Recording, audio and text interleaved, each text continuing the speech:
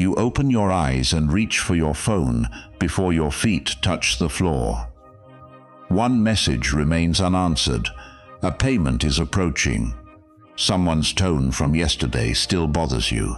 Within minutes, your body is in bed, but your mind is arguing with the past and negotiating with a future that has not arrived.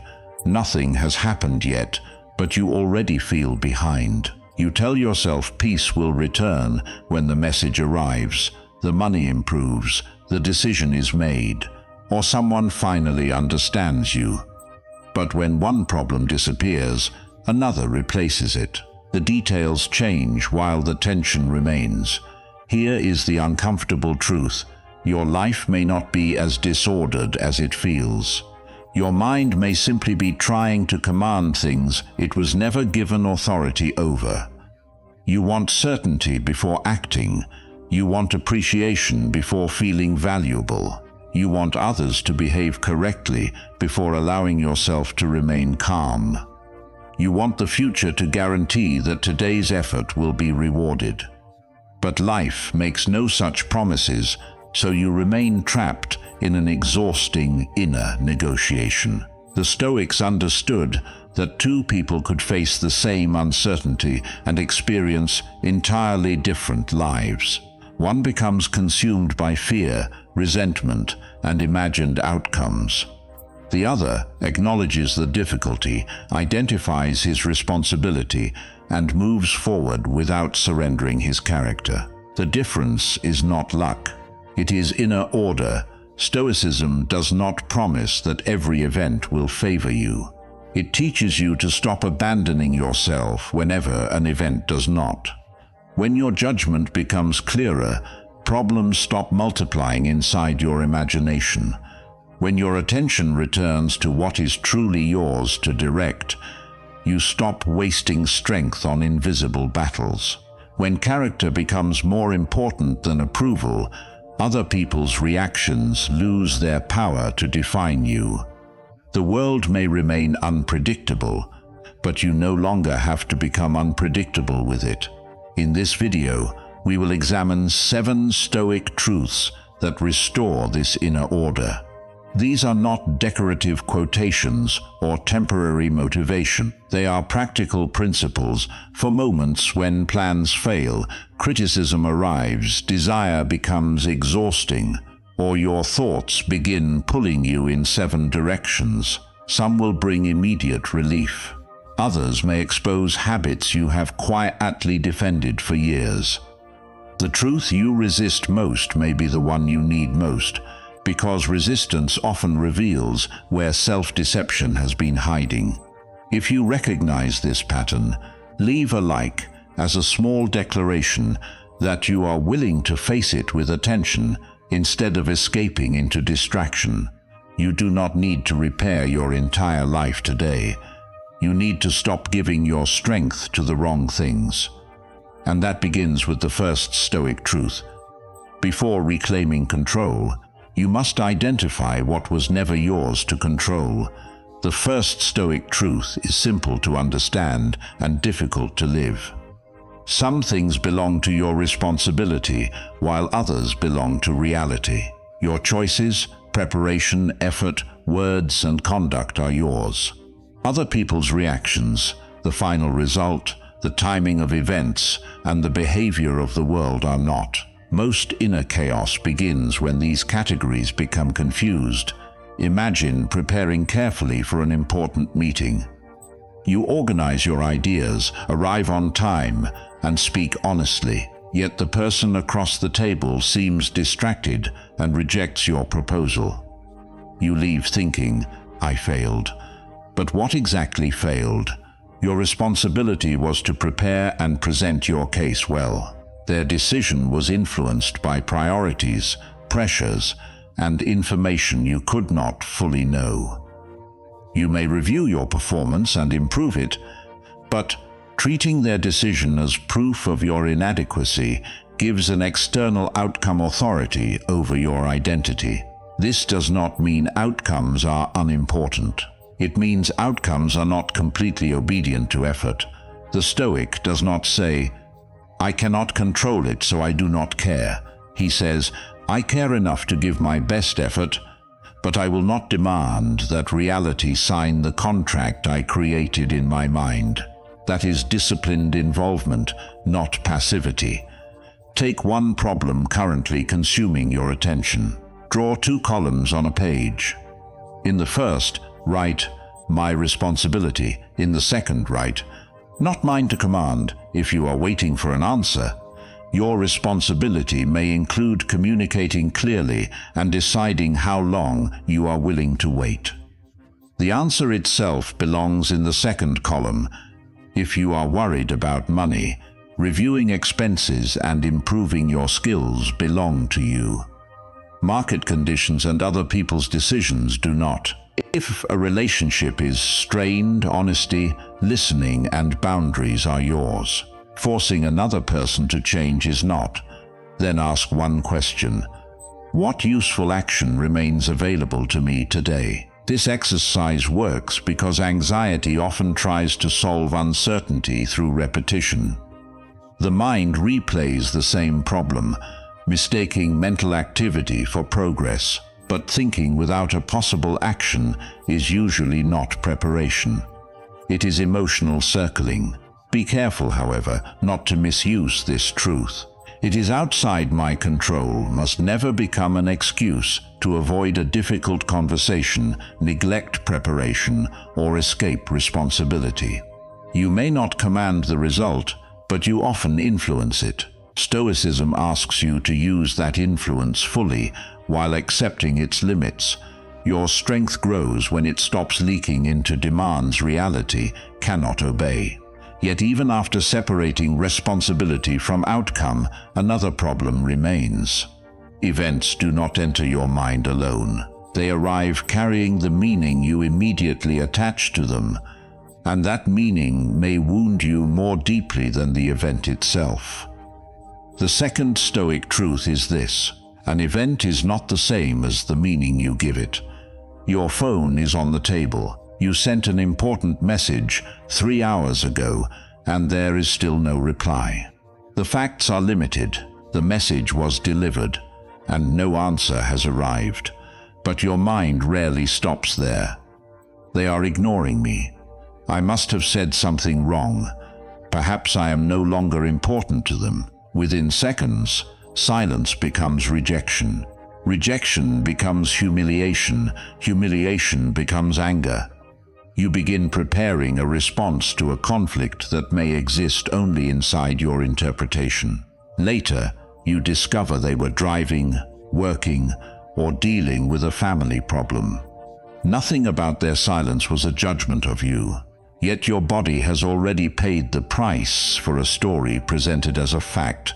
The Stoics recognized that events affect us, but our judgments often intensify the suffering. This does not mean pain is imaginary, or that every situation can be solved by positive thinking. Betrayal hurts. Failure has consequences. Loss is real. The point is that your first interpretation is not always the full truth. When something disturbs you, pause and write 3 sentences. First, what happened? Describe only what a camera could have recorded. Second, what am I assuming? Name the conclusion your mind added. Third, what else might be true? Generate at least 2 reasonable explanations without forcing optimism. For example, my manager criticized the report. I am assuming she believes I am incompetent. Another possibility is that the report contained correctable weaknesses, or that she expects more because the work matters. This small separation creates room between reality and reaction. Inside that room, dignity becomes possible. A useful phrase is, "This is my first impression, not my final judgment." Say it before sending the angry reply. Say it when someone's expression changes and you assume you caused it. Say it when one mistake tempts you to describe your entire life as a failure. A fact may require action, but an assumption does not deserve obedience. The mistake to avoid is using this practice to deny clear evidence. Stoicism does not ask you to explain away repeated disrespect or pretend harmful behavior is harmless. It asks you to judge accurately. If a pattern is real, address it. Set a boundary. Leave when necessary. But respond to what has actually happened, not to every fear your imagination attaches to it. Your mind will always produce impressions. Your freedom begins when you stop treating every impression as an order. Yet even accurate judgment cannot erase the fact that unwanted things will happen. When they do, another form of suffering appears. The exhausting refusal to accept that reality has already changed. The third Stoic truth is uncomfortable. Resistance often hurts longer than the setback itself. Two men in the same company were removed from a project they had spent months building. Both felt disappointed, embarrassed, and angry. Their reactions during the first evening were nearly identical. What happened afterward was not. The first man spent the following weeks mentally arguing with the decision. He replayed every meeting, imagined what colleagues were saying, and searched for someone to blame. Each morning, he reopened the event before doing anything else. The company had removed him from one project, but his resistance allowed that decision to occupy his entire life. The second man did not pretend the decision was fair. He allowed himself to be disappointed. Then he asked his manager for specific feedback, documented what he had learned, and redirected his energy toward work still available to him. He could not undo the setback, but he refused to provide it with additional months of his attention. Both men experienced the same event. Only one continued renewing it. Acceptance is often misunderstood as approval. But you can accept that something happened without agreeing with it. Acceptance simply means you stop demanding that the present become different before deciding how to act within it. The sentence, "This should not have happened," may be morally correct. But if it prevents you from asking what must happen next, it becomes a prison. When reality changes against your wishes, use this question. Given that this has happened, what is the next honorable and useful move? Not the perfect move. Not the move that restores everything immediately. The next one, it may be making a difficult phone call, reviewing the mistake, requesting clarification, apologizing, setting a boundary, or completing the task you have neglected while replaying the problem. This question redirects the mind from protest toward agency. Do not confuse this with forcing yourself to feel fine. Some losses require time. Some disappointments cannot be converted into neat lessons. Stoicism does not demand that you celebrate pain. Asks you not to build your home inside it. There is also a hidden temptation in resistance. It can protect the ego. As long as you remain focused on how unfairly you were treated, you never have to examine what the event may require from you now. So ask yourself honestly, am I still processing what happened, or am I using the past to postpone my next responsibility? You do not choose every burden placed before you. You do choose whether to carry it toward a destination or walk in circles beneath its weight. Once you stop fighting the fact that the event occurred, energy returns. But another force can quickly take control of that energy. The belief that peace depends on obtaining everything you desire. The fourth Stoic truth is this: peace cannot depend on receiving everything you want. Desire is not the enemy. Without it, you would never build, improve, create, or commit yourself to anything difficult. The danger begins when a preference becomes a requirement for inner stability. You want the promotion. At first, it gives your effort direction. Then, without noticing, you attach your worth to the result. Every colleague becomes a competitor.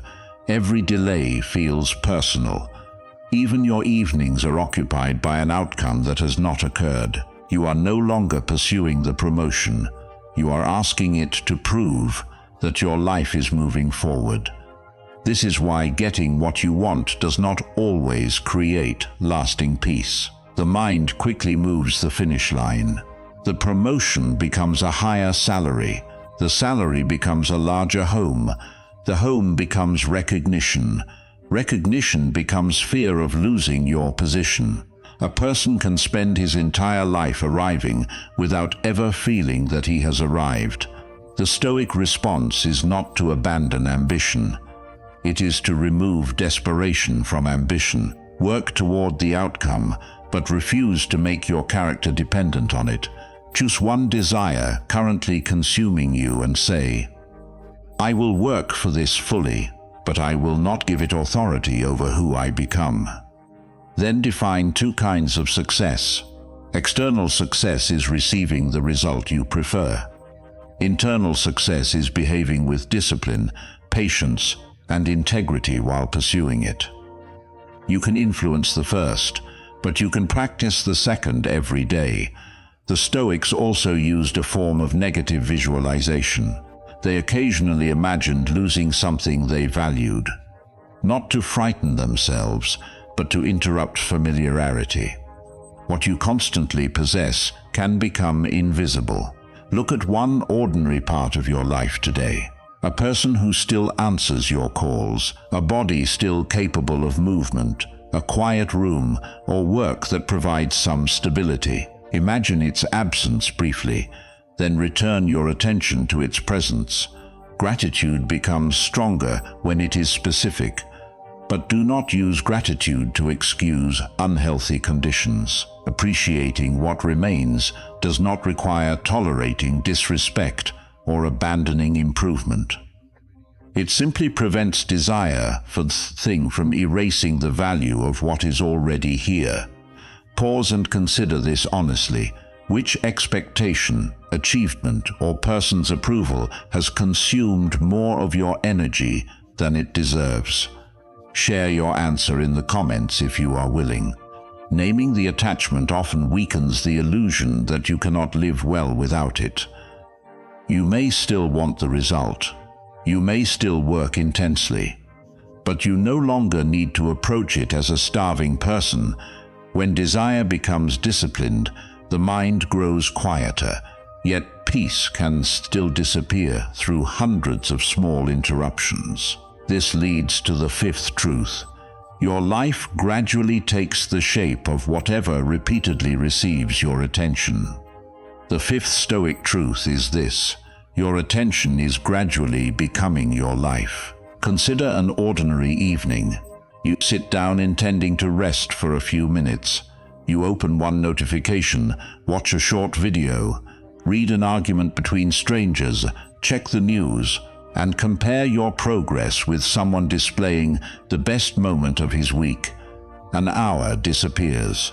You have consumed dozens of opinions and images, yet you cannot name one thing you deliberately chose to experience. Your mind feels full, but your life feels untouched. Time is not lost only through major mistakes. It leaks through repeated moments of unconscious attention.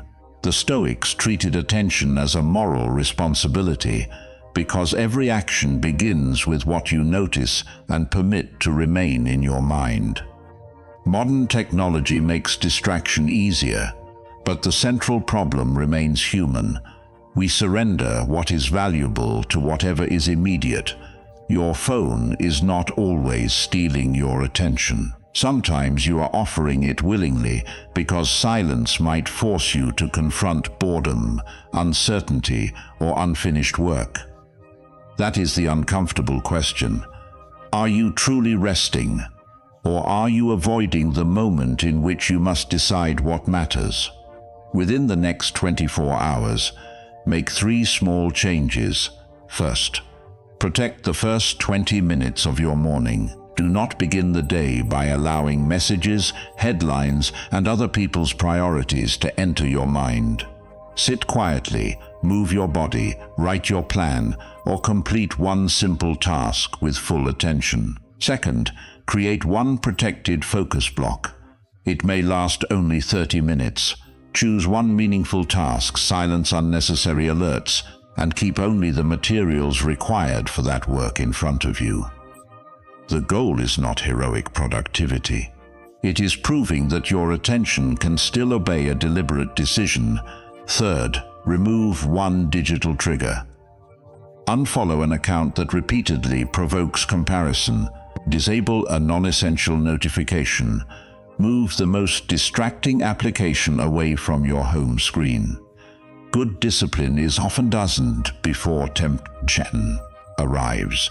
Do not make the mistake of attempting a complete digital transformation overnight. Extreme restrictions frequently produce short-lived control followed by a stronger return to old habits. Begin by creating friction around distraction and ease around what matters. At the end of the day, ask, what received the best of my attention today, and was it worthy of it? Answer without excuses. What repeatedly receives your attention eventually begins to govern your inner life. Give it constantly to outrage, and you will become agitated. Give it to comparison, and your own path will appear insufficient. Give it to deliberate work, honest conversation, and useful reflection, and your mind will develop greater stability. Attention is more than focus. It is a daily vote for the person you are becoming. But even a focused person can lose himself by constantly managing how others perceive him. This brings us to the sixth truth. A good reputation may be valuable, but it must never outrank good character. The sixth Stoic truth is this: character must outrank reputation. A man agrees to every request at work. He answers messages late at night, accepts responsibilities that are not his, and avoids disagreement because he wants to be seen as dependable. Eventually, exhaustion forces him to set one reasonable boundary. He explains that he can complete the urgent task tomorrow, but cannot continue working through the evening. Someone calls him selfish. Immediately, he begins doubting himself. Months of cooperation are erased in his mind by one person's disapproval. He considers breaking his own boundary, not because the criticism is accurate, but because being misunderstood feels unbearable. This is how reputation becomes a cage. Wanting respect is natural. Your reputation influences relationships and opportunities. But if every decision must protect everyone's opinion of you, you will eventually betray your principles to preserve an image. The Stoic remind us that your character belongs to you.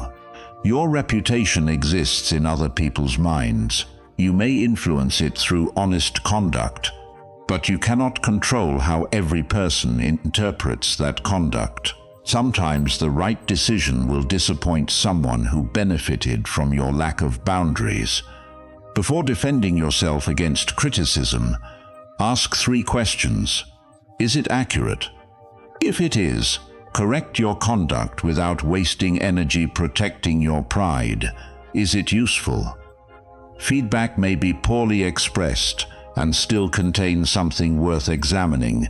Is it offered in good faith? Some criticism seeks improvement. Other criticism seeks compliance, reaction, or control. Correct what is true. Consider what is useful. Release what remains. Releasing does not mean pretending words cannot hurt. It means refusing to let another person's temporary judgment become your permanent identity.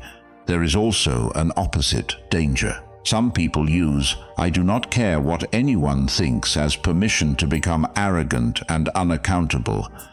That is not Stoic independence. It is another form of insecurity. A person of character can listen without collapsing.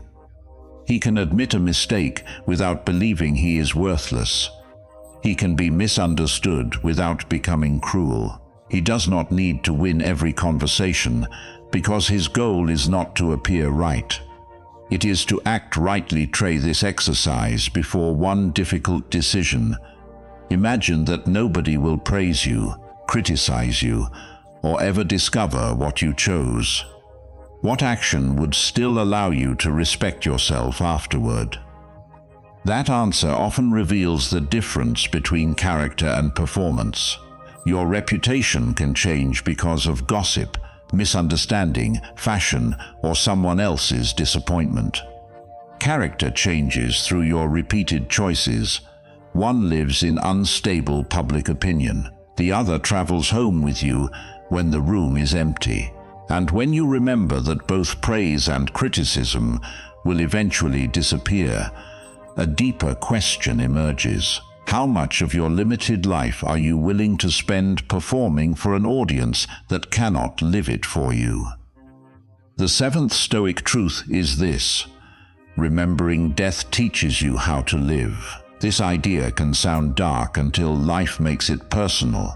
One evening, you find an old photograph. Everyone in it looks younger. Some faces still belong to people you can call. One may belong to someone whose voice now exists only in memory. The photograph does not announce a tragedy. It simply reveals what daily life allows you to forget. Time is moving even when everything feels ordinary.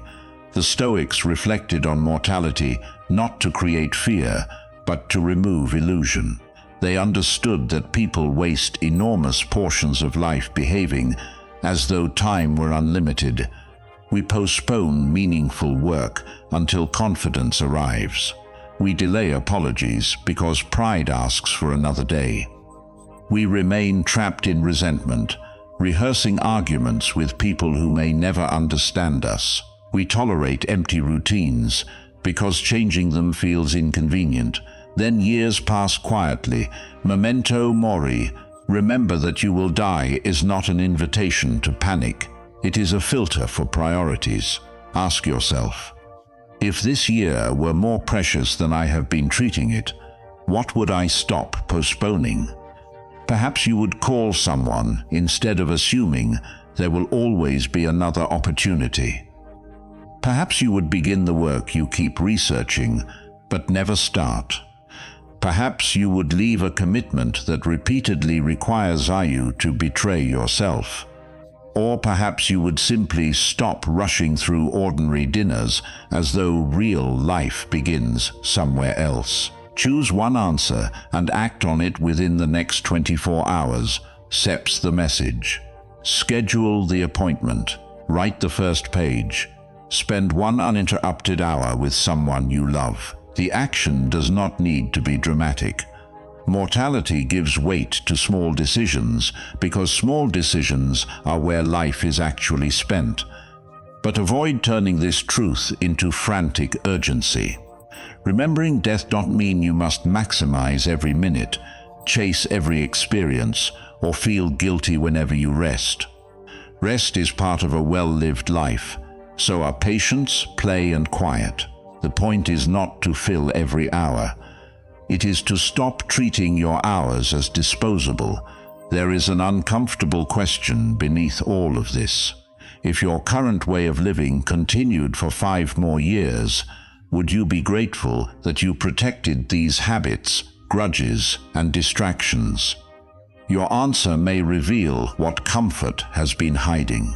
A person who remembers that time is finite becomes more careful about what he fears. Embarrassment becomes smaller.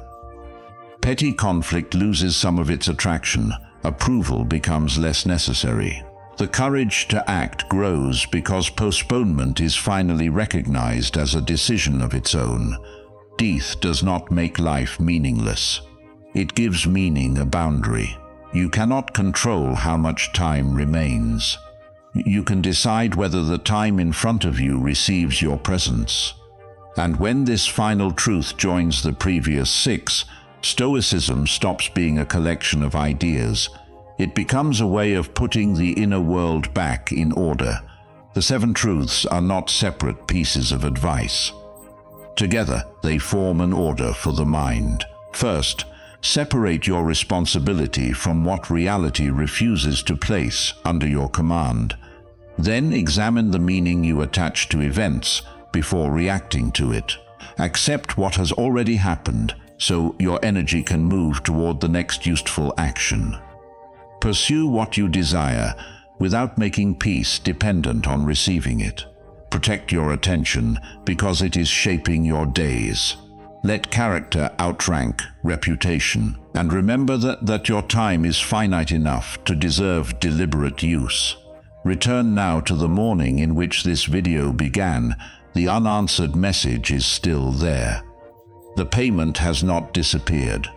Yesterday's conversation remains unresolved. Stoicism does not magically remove any of these things, but now you meet them differently. You recognize that another person's response is not yours to command. You separate their silence from the story your fear has created.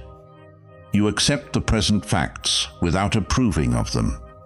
You decide what action belongs to you, then refuse to spend the rest of the morning circling around what does not. The situation may be unchanged, but you are no longer divided against yourself. This is what it means for life to fall into place. The world does not suddenly arrange itself around your wishes. Your judgments, attention, desires, and actions begin occupying their proper positions. Tonight, conduct a 7-minute review. Give 1 minute to each truth. What did I try to control that was not mine? Which assumption did I mistake for a fact? What reality did I waste energy resisting? Which desire became too important to my peace? What received the best of my attention? Where did I protect my reputation at the expense of character? What did I postpone as though time were unlimited? Do not use these questions to prosecute yourself. Use them to observe yourself accurately. Shame makes people hide. Honest examination gives them somewhere to begin. Select one answer and make one correction tomorrow. If you surrendered an hour to distraction, protect 30 minutes. If you avoided a conversation, prepare your first honest sentence. If you demanded certainty, take the next responsible step without it. A stable life is not built through one heroic transformation. It is built when small acts of inner disorder are noticed and corrected before they become a way of living. You will still experience disappointment, anger, uncertainty, and loss. Stoicism does not remove your humanity.